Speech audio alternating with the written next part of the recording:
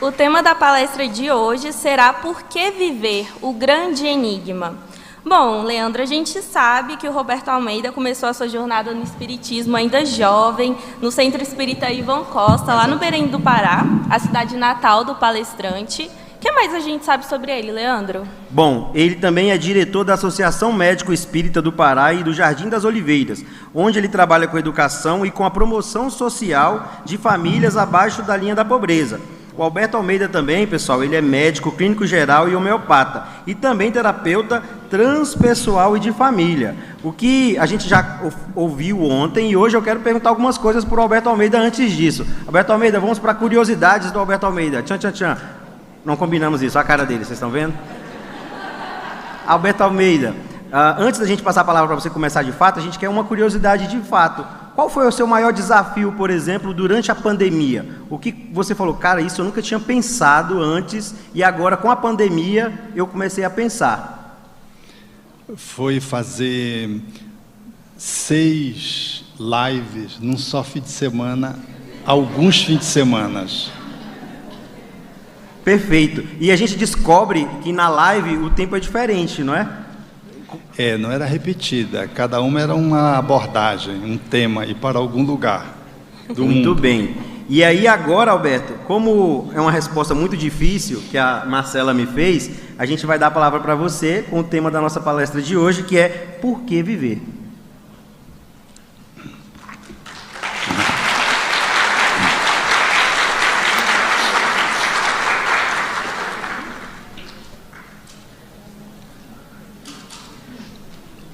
Vocês vão poder fazer perguntas, que o pessoal aqui na lateral, depois que ele falar sobre o tema, vai ter um tempinho para vocês fazerem perguntas, ok? Então vai ter a equipe de apoio aqui, do lado direito e do lado esquerdo, para que vocês façam as perguntas. Então o Alberto, ele vai fazer o primeiro momento e o segundo momento ele vai responder as perguntas de vocês.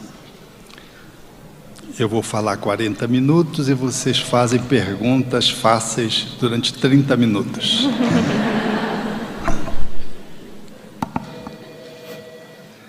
Esse é o telefone que eu combinei para começar.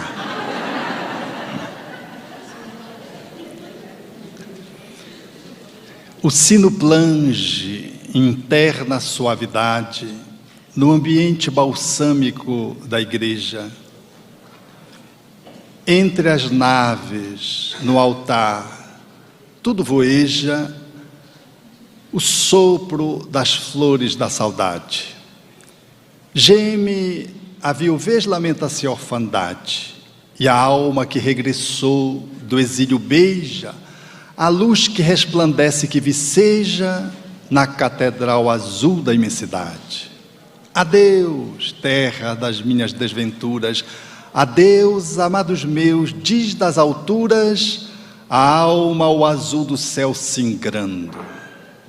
Adeus, clamam as rosas desfolhadas, adeus, proclamam as almas desoladas que ficaram no exílio soluçando. É um soneto da cotovia potiguar, Alta de Souza, através da psicografia de Francisco Cândido Xavier, que nós emprestamos um colorido diferente para facilitar o entendimento. Diante da morte, é inevitável a dinâmica existencial do ser humano questionar a sua vulnerabilidade. O materialismo propõe que é você. Quando se olha nessa perspectiva dessa pergunta, o que é você, nós nos detemos nesse turbilhão eletrônico condenado à falta de oxigênio cerebral para a inevitável morte a que todos estamos condenados. Para o materialismo, nós somos apenas um conglomerado atômico que se ajusta como moléculas, que se agrupam, formando células, que se juntam, formando tecidos, órgãos e um organismo. Para o materialismo, o que você pensa, o que você sente, saudade, amor, ternura, raiva, tudo é decorrente do cérebro. O cérebro é o elemento causador de toda a nossa subjetividade. A nossa subjetividade é um epifenômeno do que é o cérebro, é uma consequência do cérebro. O que você pensa, os teus desejos, as tuas aspirações, os teus sonhos, é decorrente do cérebro. E quando o cérebro morre, você morre junto. Você se torna imortal se você ficar nas páginas da história com que você fez na Terra. É a imortalidade do materialismo. Que é você? A perspectiva da ciência, que estuda o espírito imortal, o espiritismo, diz-nos quem somos e afirma de uma forma categórica de que nós somos um espírito que habitamos um corpo. Nós não somos um corpo que detemos aspirações espirituais. Nós somos um espírito imortal e nos vestimos de um corpo, nos trajamos de um corpo.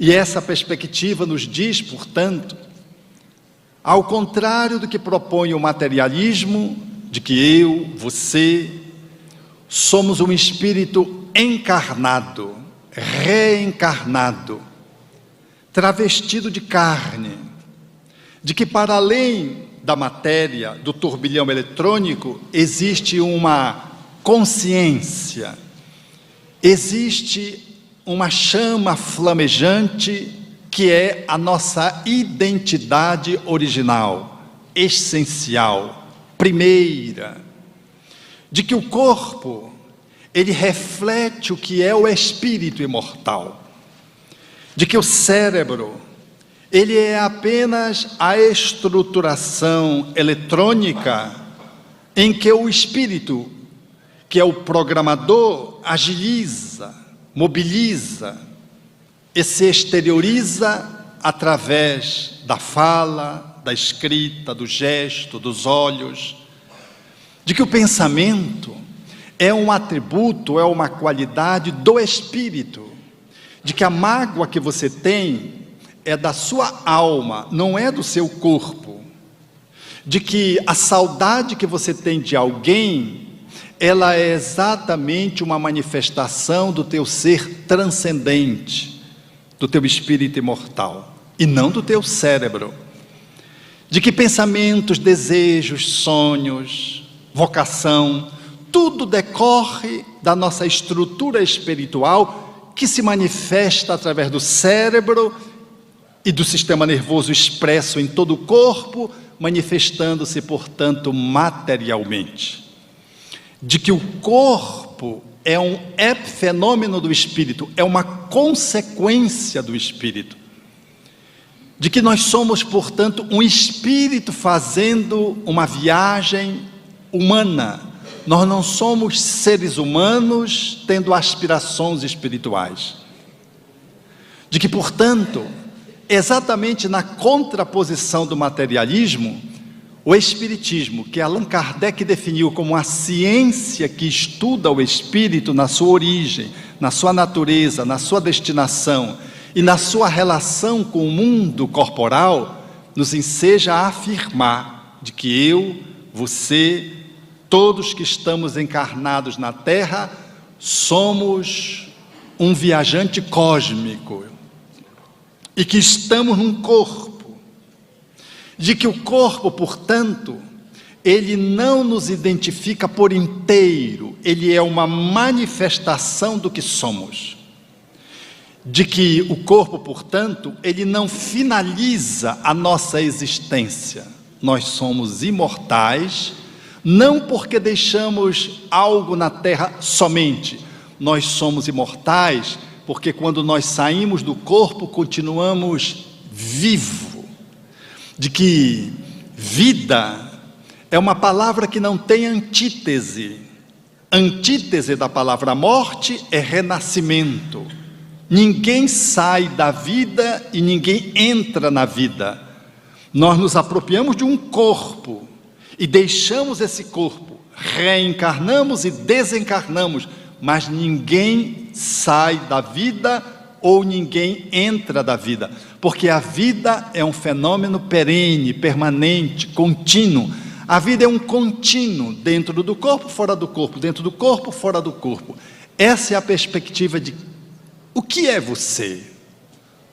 A segunda pergunta emblemática é sobre onde nós estamos, quem somos nós.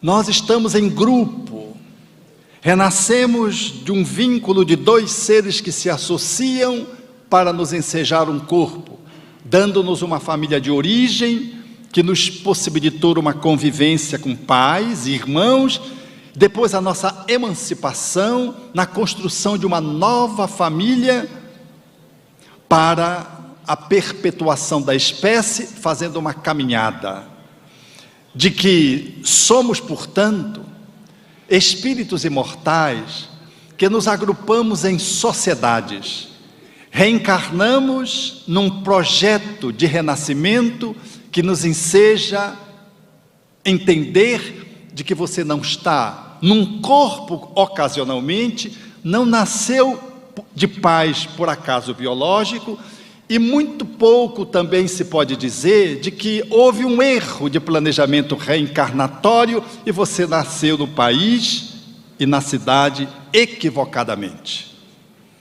De que nós reencarnamos na sociedade que precisamos, na família de que temos vínculos e com o corpo ajustado às nossas necessidades espirituais.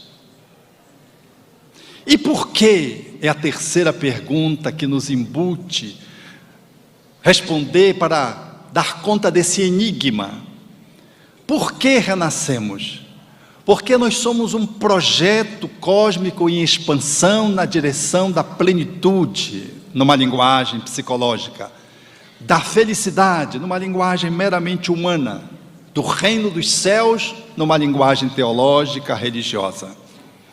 Nós somos espíritos que estamos reencarnados para fazermos um périplo evolutivo de ir e vir num processo cumulativo de conhecimento.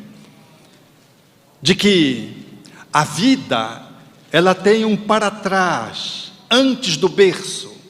E antes do berço, eu, você, viajamos inúmeras vezes em múltiplos corpos, junto com aqueles que compõem a sociedade, e a microsociedade que é o teu lar. E nos reencontramos várias vezes, e agora, novamente, nos reencontramos afetos e desafetos, para estabelecermos no porquê viemos o nosso devir evolutivo, o nosso processo evolutivo.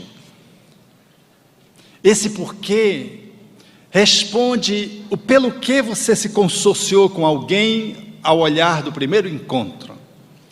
O que fez vir esse filho desse jeito e essa filha de outro jeito? Ou pelo que você ansiou tanto ter um filho e não conseguiu lograr? Ou porque você que conseguiu lograr, perdeu o filho depois de 2 anos de idade, após o nascimento? Esse olhar do porquê, olhando para trás, nós vamos encontrar as explicações à luz da reencarnação, que é a segunda palavra do alfabeto divino, conforme os espíritos disseram a Allan Kardec. A primeira palavra é o amor, e a segunda é reencarnação. A reencarnação nos explica o porquê você tem tanta afeição por alguém e uma repulsa por outro alguém, muito embora eles tenham nascido gêmeos.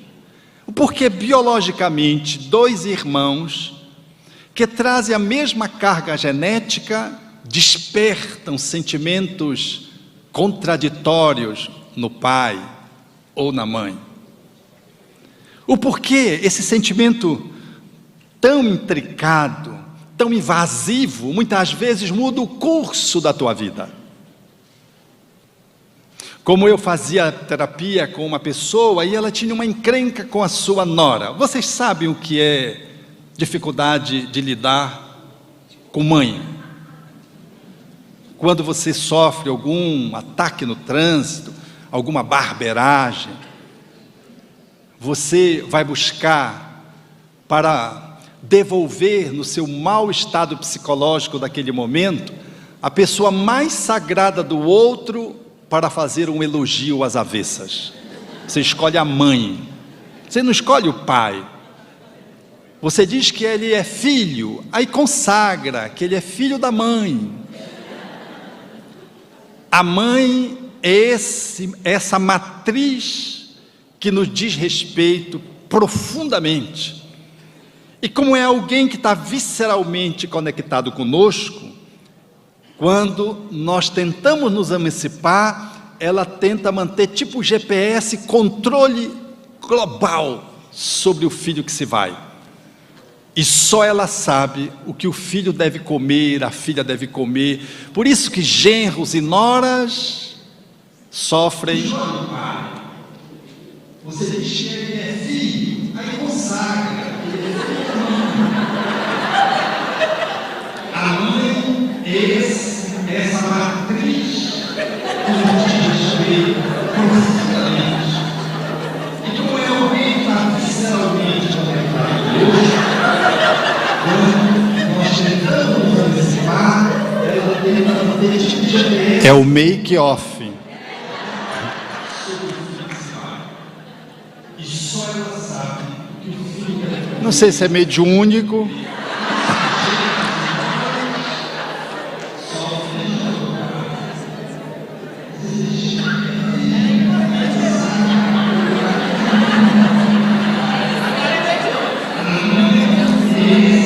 A obsessão tomou total agora.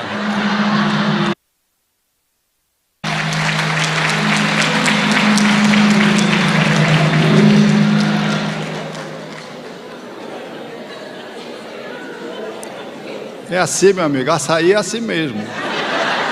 Às vezes é violenta a energia do açaí.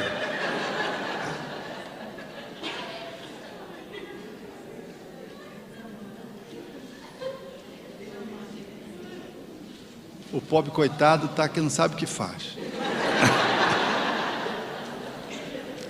Vocês vejam que falar de mãe é uma coisa complicada. Eu estava me aproximando para falar da sogra, era o meu objetivo. Meu objetivo era esse.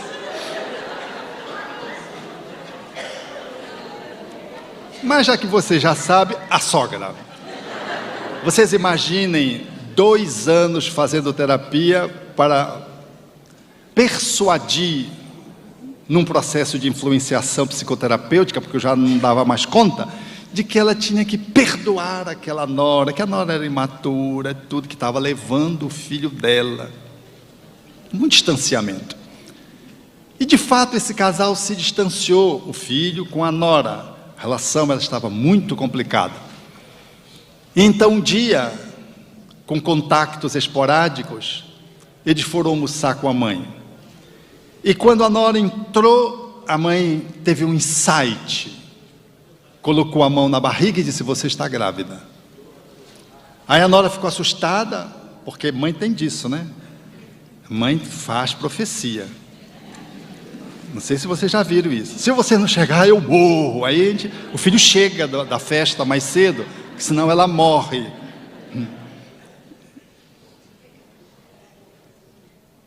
A nora disse: eu estou grávida. Como é que a senhora sabe?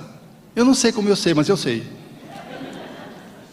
3 meses de gravidez. E essa sogra disse-me assim: eu não sei o que aconteceu comigo. Eu passei quase que a amar a minha nora. Era o processo que eu estava 2 anos tentando convencer de que ela devia ceder, aquela raiva, aquele sentimento, aquele quase ódio, para não dizer ódio, né? Quase ódio. Ela disse: eu fiquei tão assim, mexida, que eu convidei-a para acompanhá-la na outra sonografia que ela haverá de fazer nesses dias. E já queria convidar de novo para um almoço. É como se tivesse tornado a amiguinha da nora de repente, e superado todos os obstáculos que se juntavam ao longo do tempo. E ela disse: esse serzinho que está vendo aí é do meu coração. E de fato, a situação mudou demasiadamente, muito embora a nora continuasse a mesma. Mas a sogra, revestida do amor que tinha por quem vinha, fez uma mudança que eu fiquei muito aborrecido. Porque 2 anos tentando fazer algo, o outro vem dentro da barriga, sem dizer nada, sem ser visto, sem mostrar a cara, sem bater foto, chega e muda completamente. Isso é uma humilhação para um terapeuta. Mas ele fez isso. Ele nasceu, e essa sogra, avó, diz-me assim: não tem nenhum outro amor maior do que eu sinto por essa criança. E ela tem vários netos anteriores, não é o primeiro neto, vários netos. E ela disse: nada é maior do que o amor que eu sinto pelo meu neto. Ele nasceu com a síndrome, e ao se apresentar alterado no comportamento, isso lhe tornou ainda mais afeiçoado à criança. A reencarnação é capaz de poder desvendar esses enigmas. Como é que alguém pode superar uma animosidade que caminhava já há alguns anos, simplesmente por alguém que vem? Quando alguém vem, cria-se um campo, e esse campo altera não só a estrutura biológica da mãe, o que explica os sentimentos maternais, o puerpério alterado às vezes, a mudança de comportamento do esposo em relação à esposa durante a gravidez, mas muda tudo aquilo que está no entorno, como mudou a postura dessa sogra. É um campo que, quando o Espírito vem, ele ativa perispiritualmente a tua estrutura energética, que rebate para o teu corpo físico, e tu tens sentimentos incomuns. Tu apresentas alterações que às vezes podem se estabelecer no teu corpo em função de uma aversão por quem vem, muito embora tu desejasses tanto ser mãe. E aquele que vem, às vezes desperta um grande amor no esposo, que a esposa disse: puxa, eu deveria estar sempre grávida, porque eu nunca fui tão amada como fui amada pelo meu esposo durante a gravidez.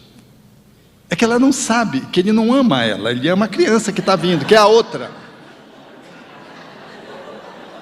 Porque quando a criança nasce, aí surge um ciúme, porque a mãe disputa com a bebê o amor daquele que é o seu esposo pai, e ele não sabe explicar porque ele fica dividido entre 2 mulheres. É assim que se dá o enigma, que vai se explicando através dessa simples pergunta: por quê? E a reencarnação vem e nos embasa. Como a minha sobrinha, minha cunhada viajava, minha sobrinha logo sentava ocupando o lugar da mãe. E o meu irmão ficava todo cheio de si. Parece que a outra tinha chegado. Quando elas estavam juntas, ela queria ocupar o lugar da frente. A mãe disse: para trás, agora sou eu que estou na frente. Uma família reencarnacionista. Não posso nem uma vez na frente? Não pode, você é filha. Quem vai do lado do seu pai sou eu. Estando firme.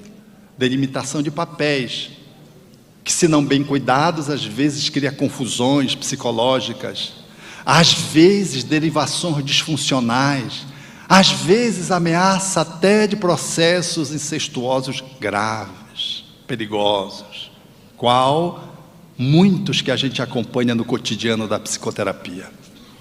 A psicologia não consegue responder os porquês se não houver reencarnação. É impossível responder às questões habituais, enigmáticas, que nos alcançam a existência cotidiana, se não houver reencarnação. É isso que faz você sentir uma simpatia graciosa, gratuita ao primeiro encontro, ou uma aversão repulsiva à primeira vista com alguém.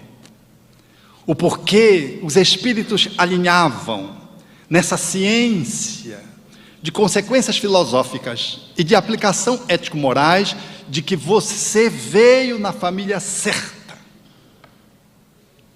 A esposa que você tem, ela é a justa medida da tua necessidade. Difícil. E o esposo que você tem, ele veio na justa medida de que você precisa. Iguais, vocês se merecem. Um reclama do outro, mas foram eles que entreteceram uma relação conflituosa no passado. E agora eles se reencontram para ajustar contas. Em meio ao amor, vão diluindo consequências nocivas do passado. Do mesmo jeito que dois corações se encontram, entrelaçam-se numa amorosidade, cujo processo de vínculo, de união, de harmonia, é tão soberano que você fica pasmado, diz que não é possível, alguém se anula aí. Não é que se anulam, eles são tão harmoniosos que há um encaixe no campo da amorosidade, construído há muitas vidas. É um amor que já foi estruturado em outras existências. Não precisou nascer, ele apenas foi desvelado porque ele já existia. O porquê das situações que nos envolvem, eles emergem quando temos a reencarnação.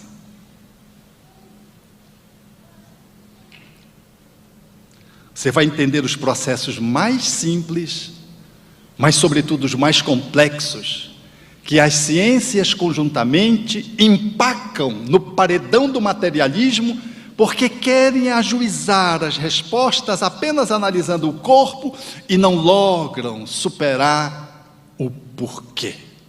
E o enigma permanece. E quando nada pode se esclarecer, se joga para a genética, para o acaso genético, para as mutações gênicas.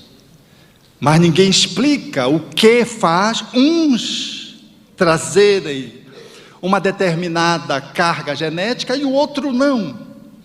O que faz um ativar o gene e o outro não, a outra pessoa não.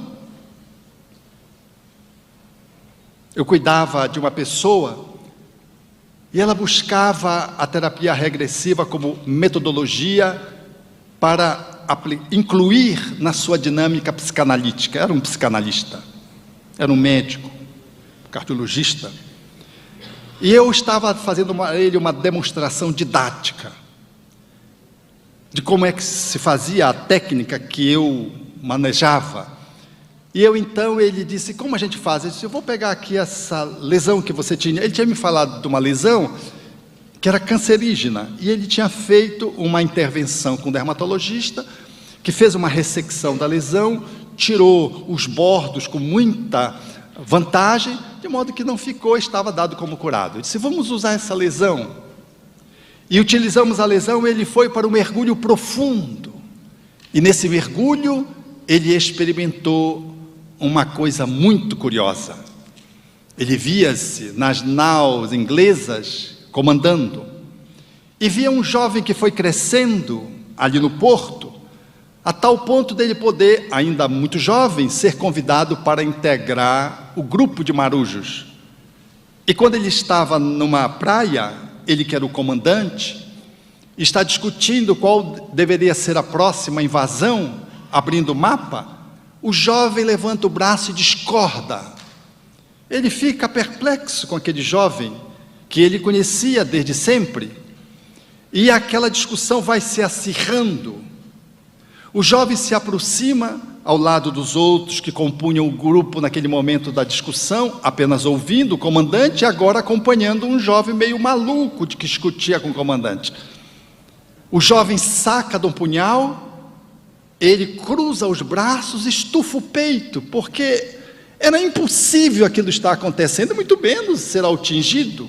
Era como se um pai fizesse assim diante de um filho, e o jovem cravou o punhal no peito. e ele tombou.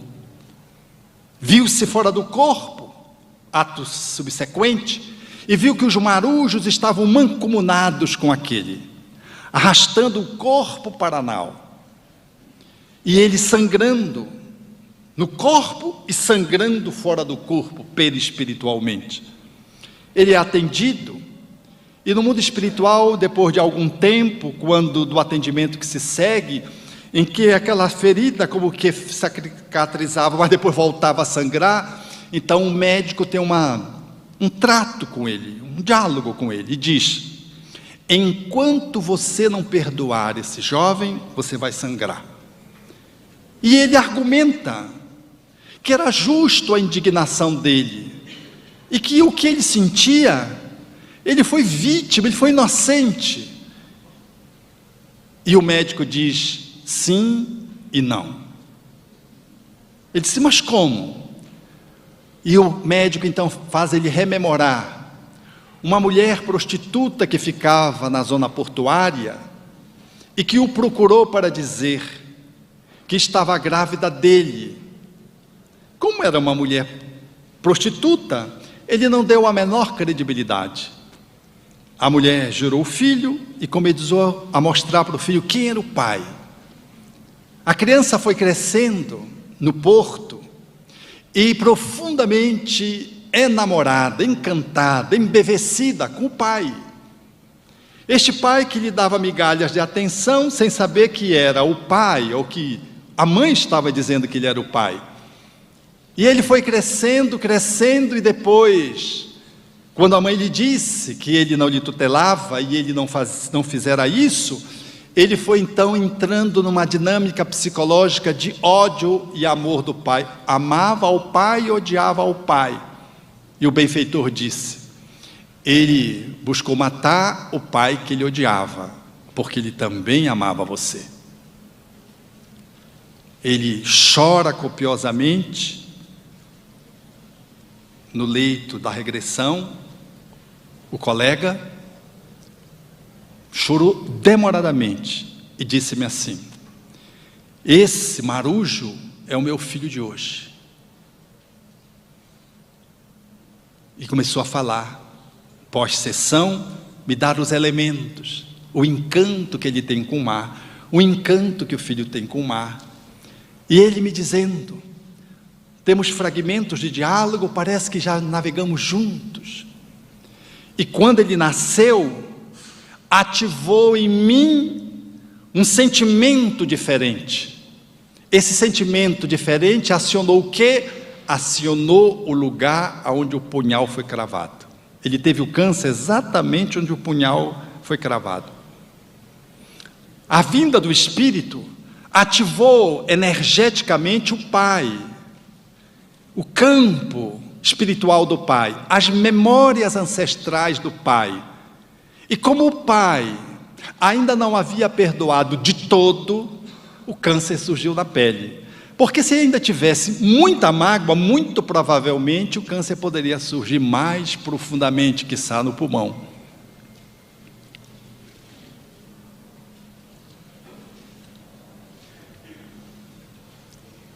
Os porquês das doenças invasivas, das doenças degenerativas, das alterações genéticas, elas nos dizem respeito. Lembrando Jesus, a cada um segundo as suas obras. É os porquês. Mas para além dos porquês tem o para quê. O para quê é uma outra pergunta que se segue ao que, ao quem, ao porquê, o para quê. O para quê nos prospecta para frente. O para quê é uma pergunta que nos suscita a perguntar sobre o sentido da nossa vida. A vida, se não tiver um para quê, não tem sentido.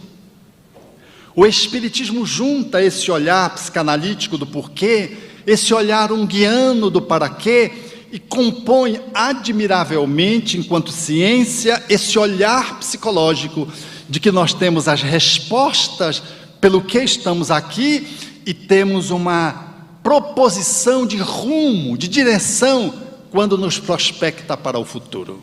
Não basta saber as causas, é necessário saber a solução, o caminho, o propósito. Então, o para que você vive está centrado na análise que você faz de tudo que te acontece. Tudo que te acontece tem um para quê. Para que eu recebi esse filho? Para que eu recebi esse neto? Para que eu me encontrei com essa pessoa na posição de um irmão? Tudo que se nos acontece tem um porquê e um para quê junto. Não se detenha só no porquê, na causa, na explicação. Avance também, inclua o para quê. O Espiritismo é uma proposição de norte, é uma bússola que te orienta a rumos e te faz a perspectiva de caminhar. Vinde a mim, é a proposição de Jesus. Aquele que quiser vir após mim, veja as minhas pegadas, tome a sua cruz, o passado, e siga-me. Quando nós vamos seguir, nós transformamos cruz em asas e voamos na direção que a gente tem que ir. Não basta entender que eu tive problema com esse filho ou com essa filha, que eu tenho problema na cidade onde eu nasci, que eu tenho uma encrenca cultural com o país onde eu renasci. Não basta eu entender os motivos causais. É necessário que eu entenda o meu script para o futuro. É necessário que eu perceba o comando que me prospecta para o mais adiante.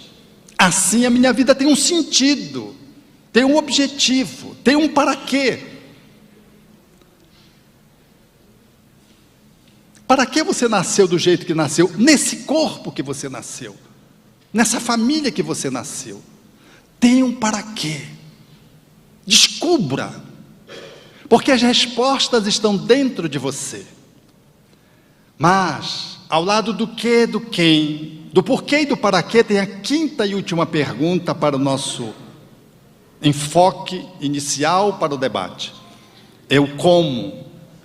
Como eu faço para ir na direção onde eu devo ir? Como eu faço para entender os porquês e acolher os porquês, porque senão eu me revolto? É o como. A proposição da ciência espírita nos enseja filosoficamente um olhar de compreensão da nossa realidade e nos permite devolver-nos uma ética de consequências práticas, morais, como diria Allan Kardec, úteis do dia a dia, que é a moral do Cristo. O como fazer o acolhimento do que é o meu corpo, o meu espírito encarnado nesse corpo, do quem, aonde eu nasci, do porquê essas encrencas me alcançaram ao lado das benesses, e o para quê tudo eu vivo no sentido de dar um sentido para a minha existência. Como é que eu faço para poder lidar com isso? É só mergulhando na estrutura do Evangelho. É o como. Quem não conseguir fazer do Espiritismo um processo de imersão a convite dos Espíritos, ficará apenas numa ciência de observação muito bonita, numa filosofia de entendimento fantástica, mas cairá na esterilidade da sua existência, porque não se moverá e correrá o risco de sepultar-se, engolfado nas suas dores quando sabe, ou paralisado diante do futuro, porque ficou imobilizado no ego. Então, o Espiritismo assinala de uma forma categórica: é necessário irmos além do ego ao Cristo interno que nos habita. É necessário ir além do humano para o transhumano que somos.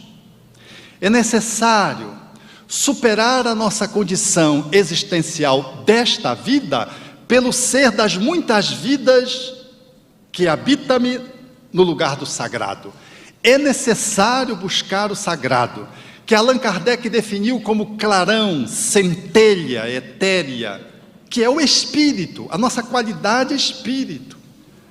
Os espíritos assim definiram para Kardec na questão 88 do Livro dos Espíritos.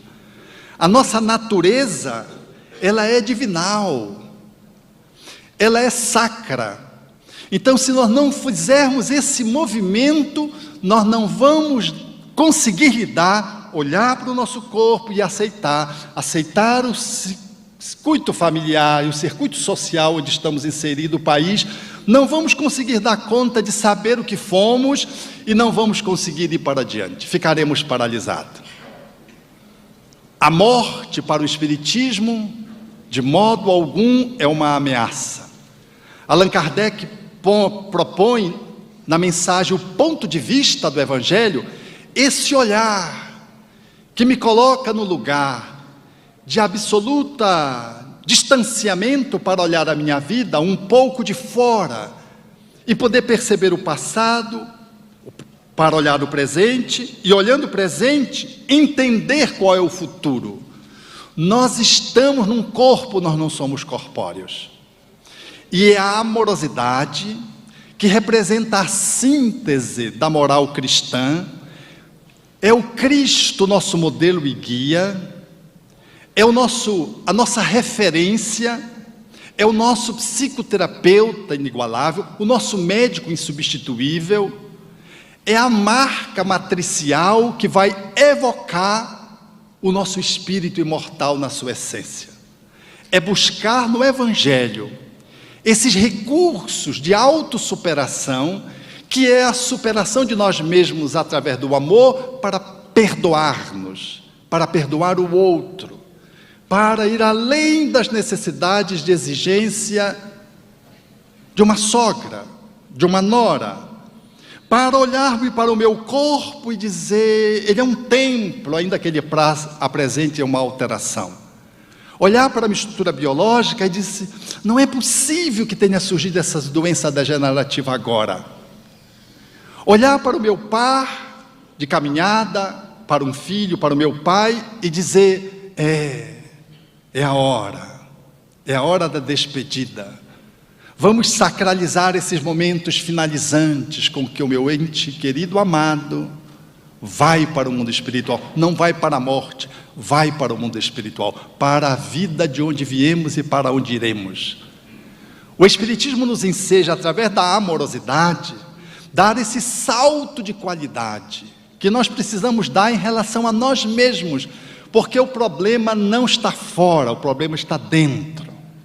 Não é o outro meu problema, sou eu que não consigo lidar com o outro.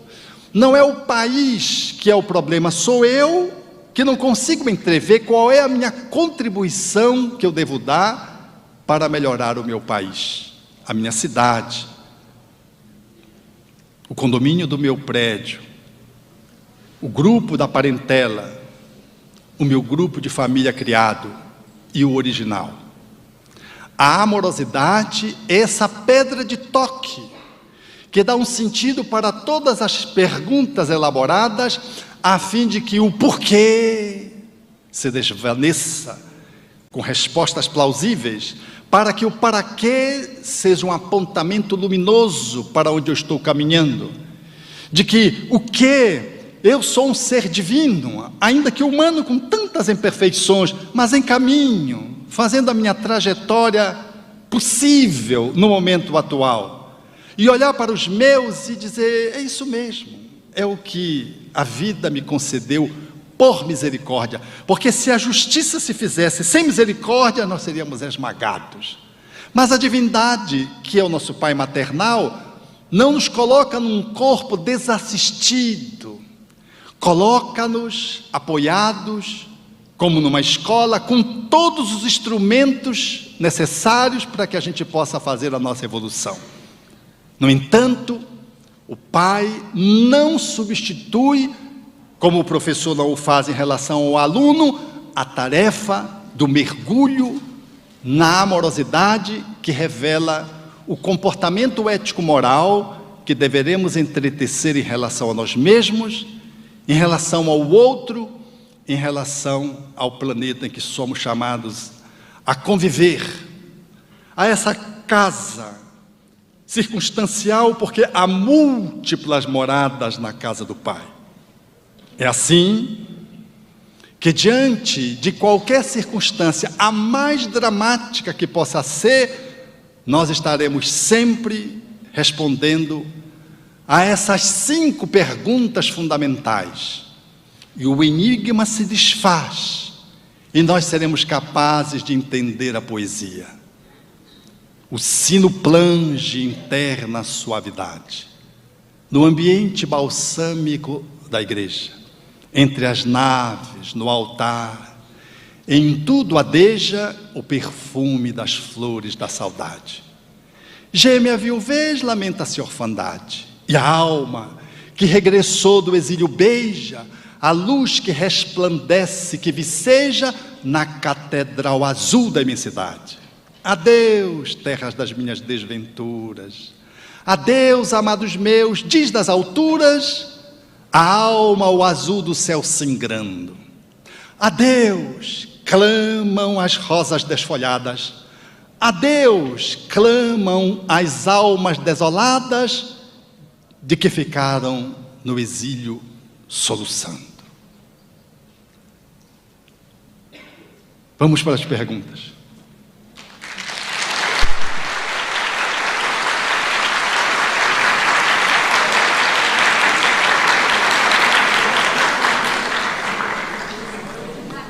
Passamos pela pandemia e após 3 anos as pessoas seguem menos tolerantes. Por que isso acontece? Não aproveitaram a pandemia.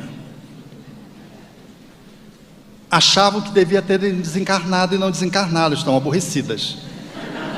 Estão intolerantes. Porque os homens de bem desencarnaram na pandemia. E aqueles que não somos homens de bem, ficamos mais um pouco. É curioso isso. Uma senhora me procurou e disse: doutor, eu vivi essa pandemia assim. Ninguém entrava em casa, nem meus filhos que são médicos. Eles ficavam do outro lado da rua com os meus netos, eu ia para a porta da minha casa do 2º andar, fazia adeus. O bujão de gás, a pessoa trazia, deixava, eu ia pegar, esterilizava o bujão de gás. Eu passava álcool banana por banana do fardo alimentar que os meus filhos vinham me deixar a um local e eu ia pegar. Ninguém entrava em casa. Assim foi a pandemia, eu e o meu amor. Mas a vacina chegou. E no primeiro dia que nós saímos para a vacina, ele se contaminou. Na saída, para pegar a vacina. Admitindo que foi contaminação do vírus. Admitido. Ele contaminou-se, passou para ela, e ele, que era o grande amor dela, se foi. E ela disse: eu que tenho pressão alta, que sou gorda, que tenho diabetes, fiquei. Eu vim aqui para o senhor me explicar por que eu fiquei e por que ele foi.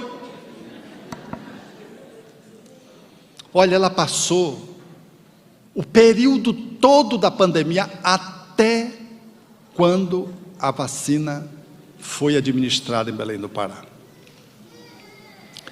Então é assim.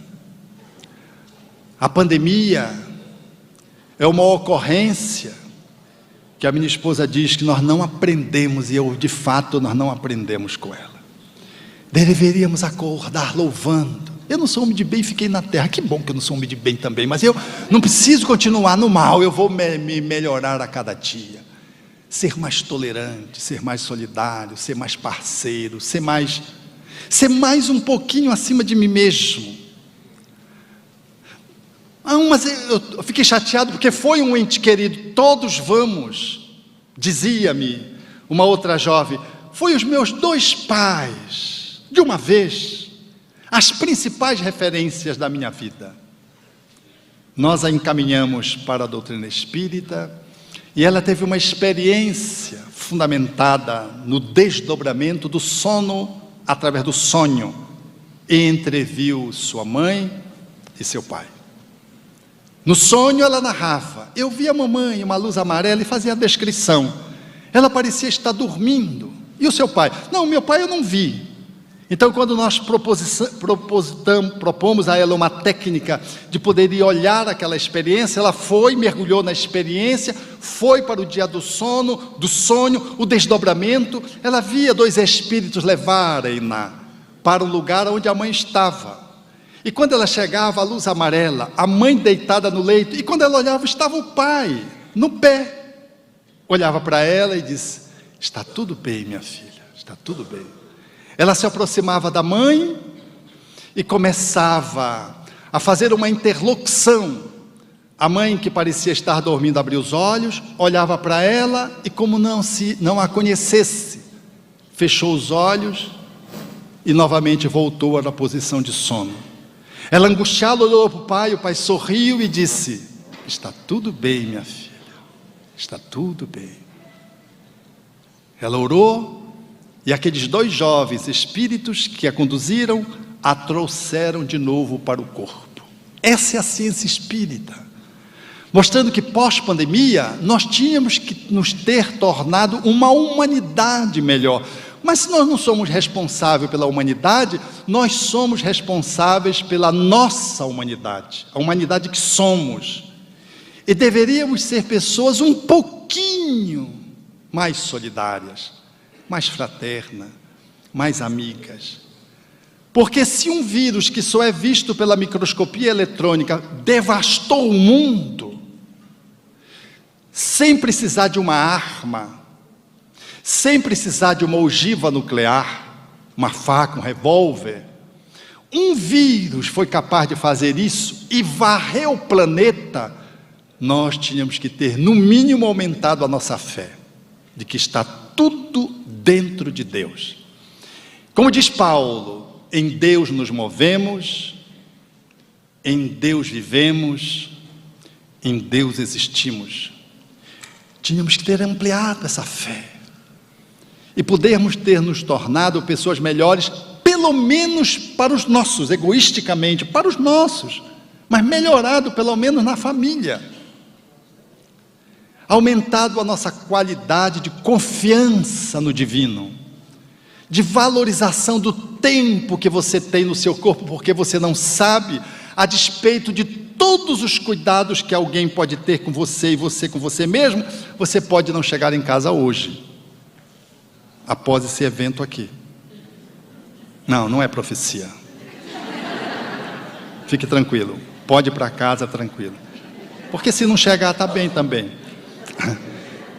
Nós não temos segurança alguma sobre esse movimento da lei do progresso, mas temos uma responsabilidade de cuidarmos-nos, tornarmos-nos pessoas melhores, maiores que nós mesmas.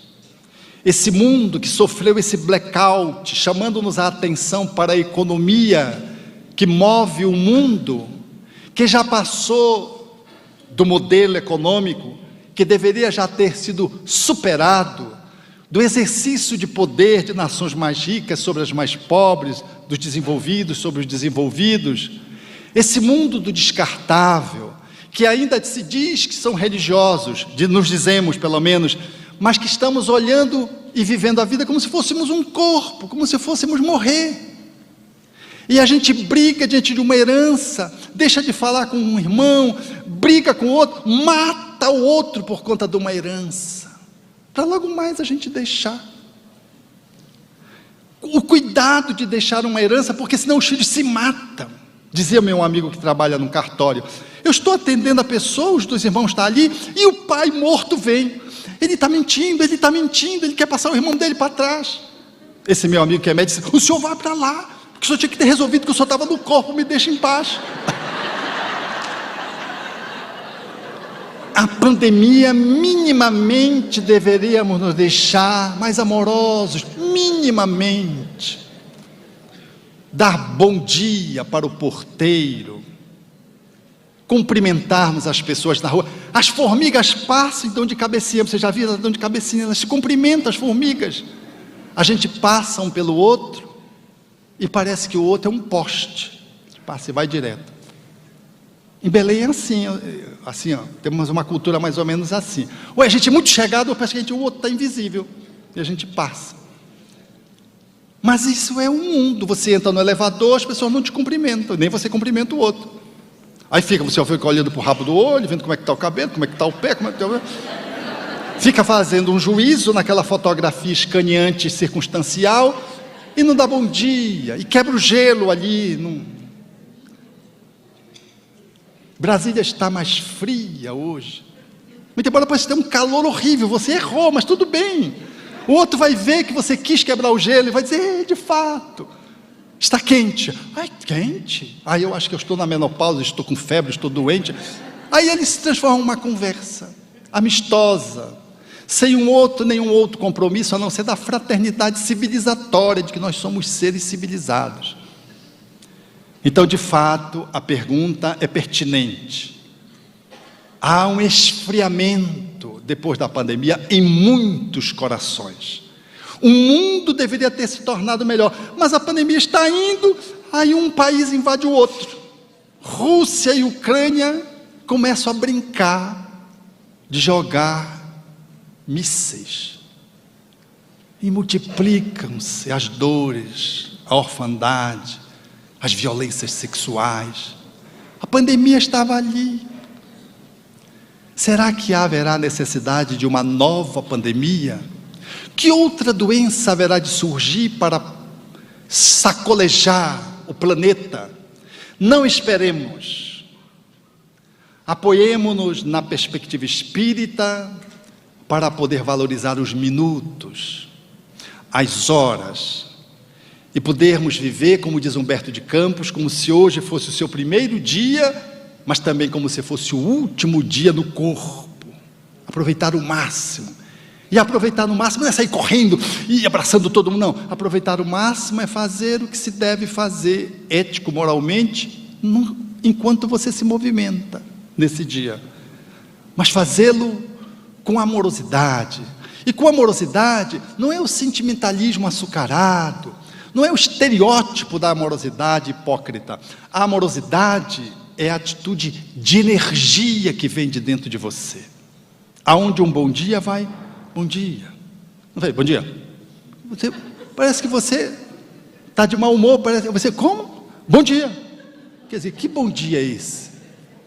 Então, o convite é simples, não é complexo. Não é que nós nos transformemos em Cristo, é que sejamos cristãos.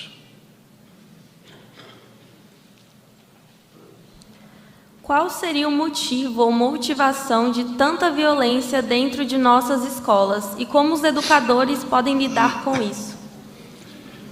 Eu fiz um filigrana de luz sobre esse tema no nosso projeto lá do Jardim das Oliveiras, e fizemos também no YouTube do Jardim das Oliveiras, no programa TV Mundo Maior, abordando esse tema, violência nas escolas. Vocês podem consultar, faz 15 dias. São 45 minutos de atuação nessa área. Eu vou remeter vocês para lá, mas não vou deixar vocês saírem assim. Eu vou dar a entrada, a amostra grátis, para vocês irem lá. YouTube do Jardim das Oliveiras ou o Instagram, Filigranas de Luz.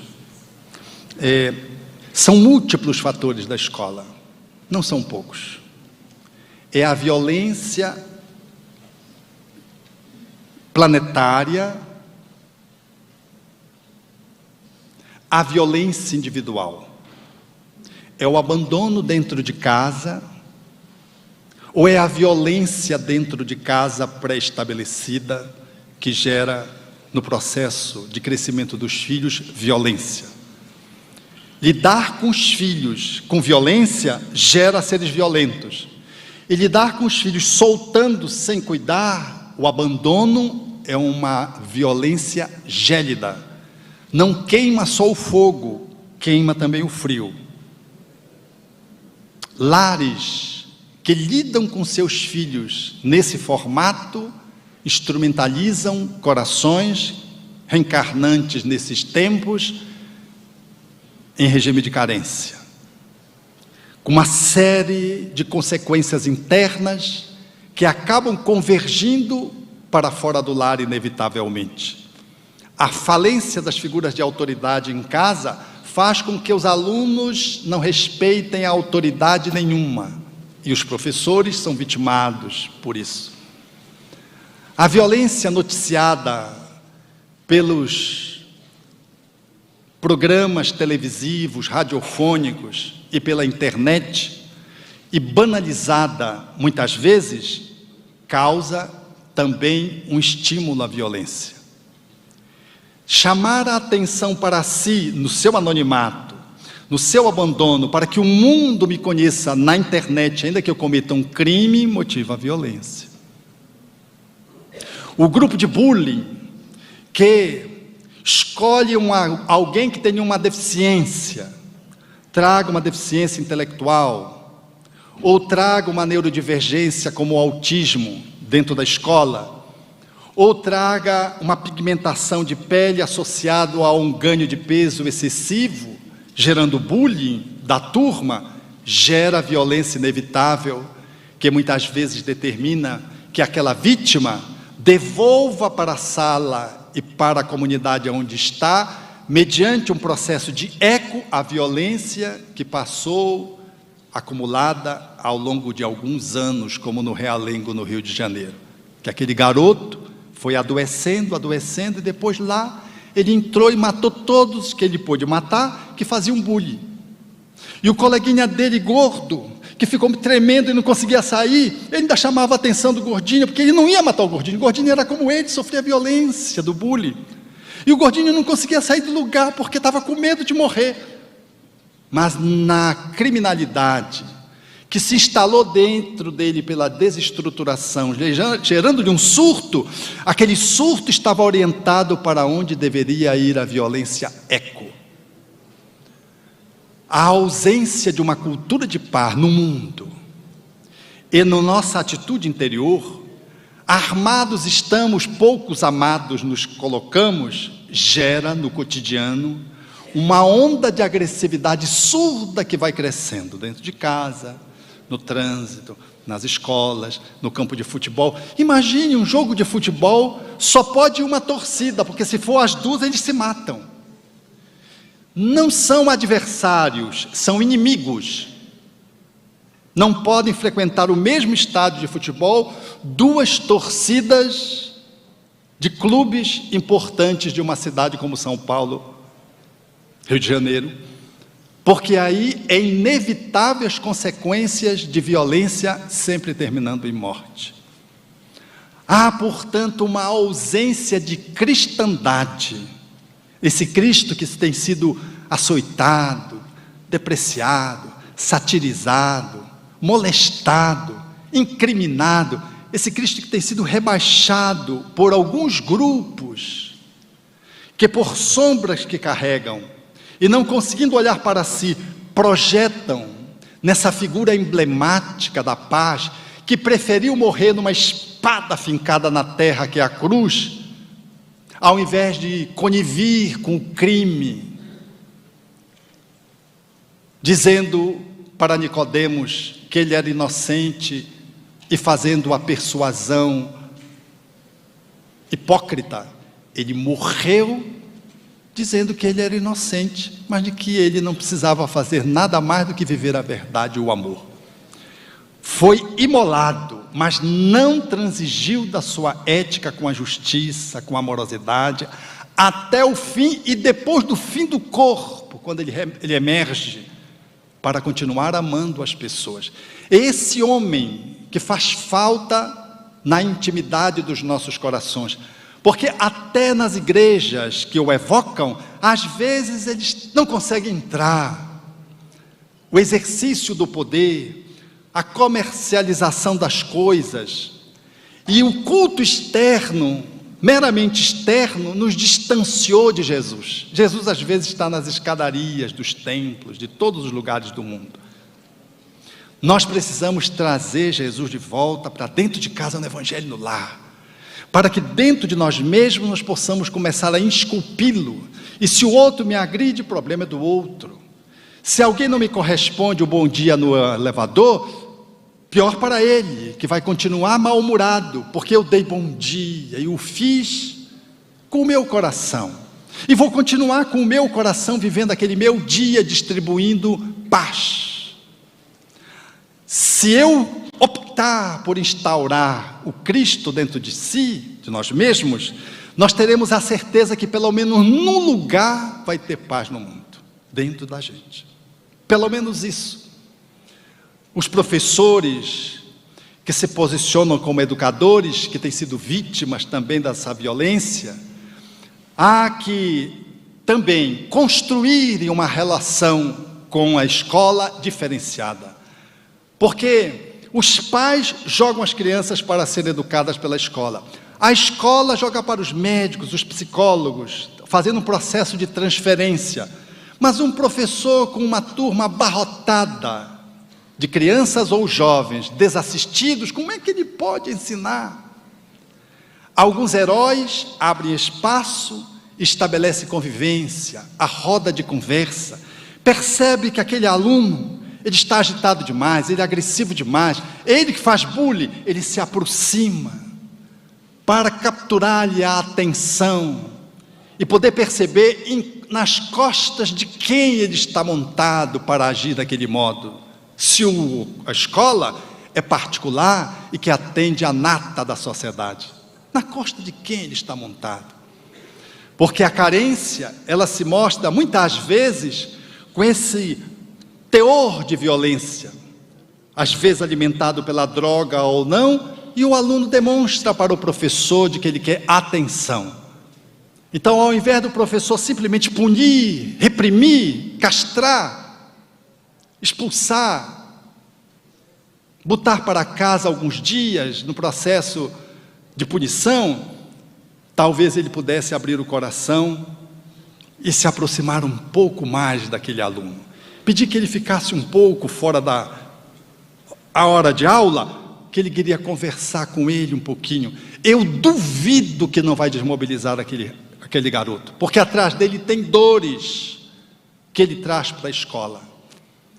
Então há que se resgatar o princípio dos valores dentro da escola. Não é a religião dentro da escola, os valores que refletem os diversos homens grandiosos que inspiraram as grandes doutrinas religiosas no mundo, e cujos religiosos nem sempre construíram uma relação de construção adequada para poder passar os seus ensinos aos seus adeptos e profitentes.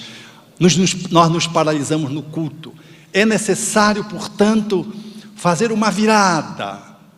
Mas não é uma virada de uma solução da violência nas escolas que está num ponto. Ela é sistêmica, ela é planetária, ela é do país, ela é da internet, ela é da comunidade, ela é da escola em si, ela é dos lares, ela é do indivíduo, que formata tudo isso. Então, lidar com a violência nas escolas é apenas um índice que demonstra que nós estamos, enquanto sociedade, doentes, precisando estar muito atentos para que os nossos filhos possam ter um comportamento diferente na escola, e de que os filhos dos outros da escola também devem ser olhados como os nossos filhos, participar da reunião dos pais, acolher aquele garoto, aquela garota, que às vezes está sendo vítima de bullying ou está fazendo bullying, para poder fazermos um movimento escola, família, escola como processo de refinamento, porque a tarefa da educação é do lar, e os profissionais da área do comportamento, da saúde, os profissionais da área social, para que nessa rede de proteção e de amorosidade, o cultivo a uma religiosidade interna e não apenas exterior, nos enseje criar uma cultura de paz, para reverter o quadro de violência que não está só nas escolas, está em todos os lugares. Maravilha, Alberto, a gente agradece. Nós não temos mais tempo para perguntas. Muito obrigado, Alberto Almeida.